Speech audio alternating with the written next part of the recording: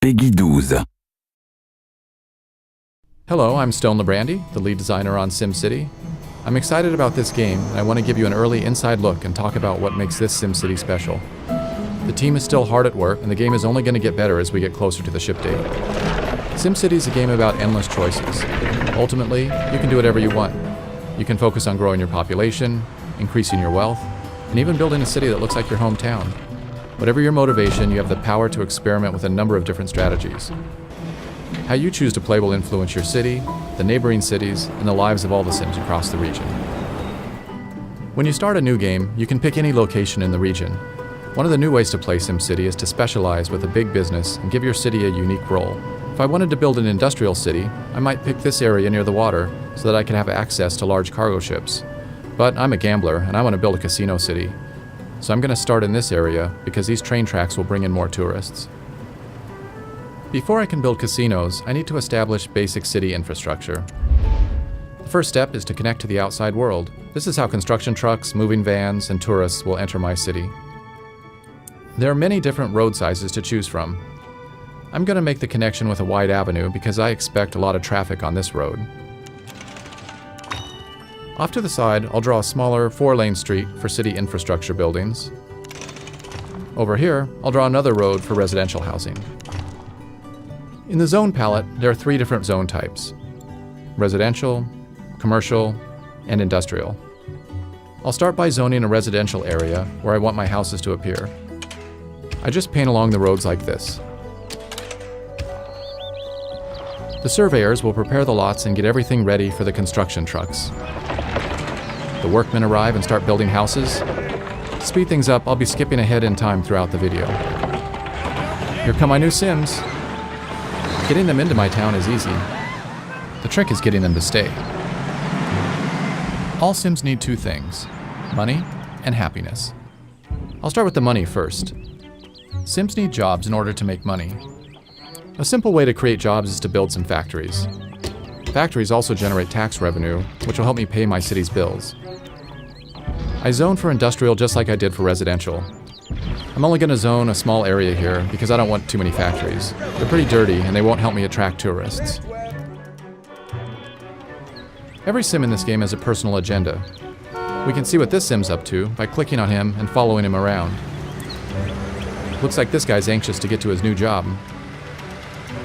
Oh good, looks like he found one. I also need to keep my Sims happy. Once they get their paychecks, they'll try to spend their hard-earned money to buy happiness. Unfortunately, my city doesn't have any stores yet. I'm going to fix that by placing some commercial zones along this main strip to make it easier for the Sims to shop on their way to and from work. I want to zone for a lot of commercial buildings. Not only can my Sims shop here, but the commercial buildings are also going to attract tourists, which will benefit the casinos I'm going to build later.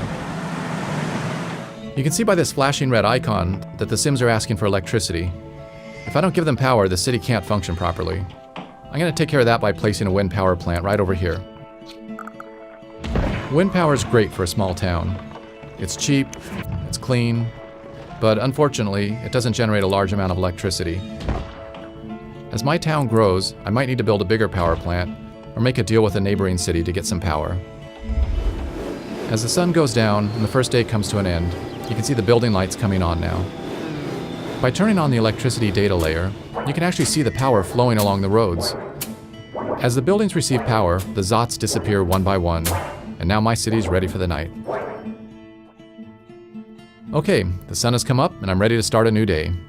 Today I'm going to work on more of the basic infrastructure that will keep my Sims healthy, happy, and productive. When my Sims need something, they don't keep it a secret.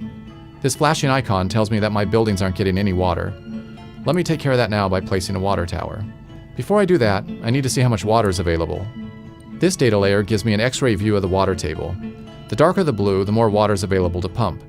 There's a large amount of water over here, so this is a perfect spot for me to place the water tower. All buildings must be placed along roads. I don't expect too much traffic out here, so I'm going to draw a cheap 2-lane road to the aquifer. The water flows along the roads just like power does. There's no need for me to construct a separate pipe network. Alright, looks like the water problem's solved. Whenever the Sims use water, they immediately convert it into sewage. In this view, you can see that the sewage is starting to build up in the pipes. If I don't take care of this problem soon, it's going to get converted into ground pollution, which creates sickness and lowers the land value.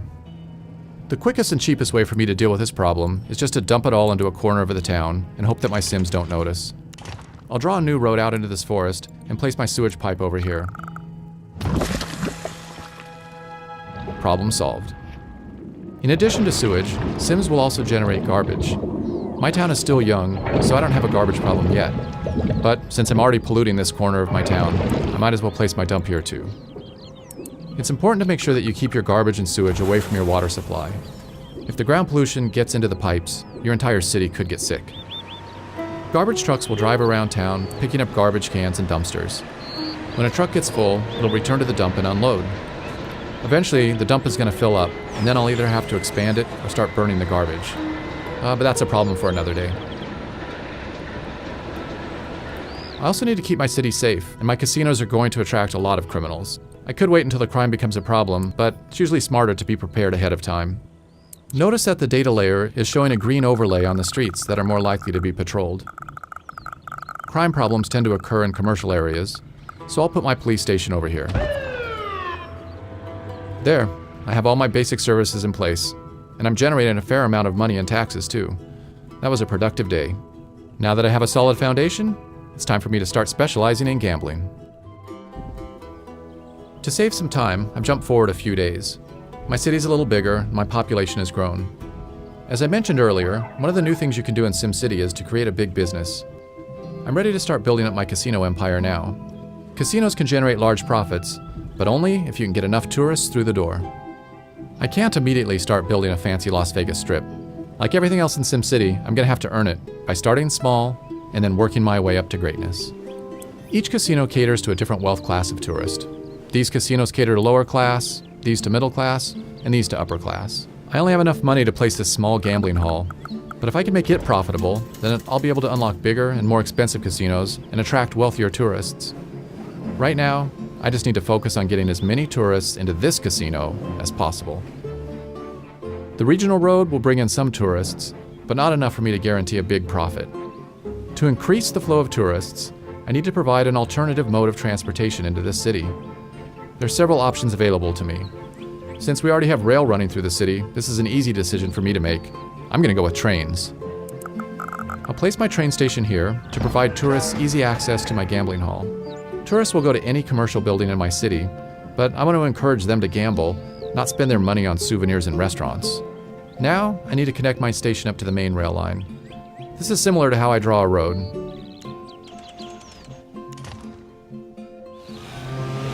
And here comes my first trainload of tourists now.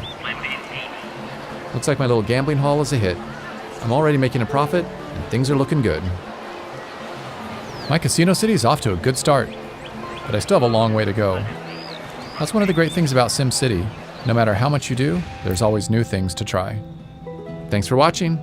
See you next time, and we'll take a closer look at multi-city play in the region.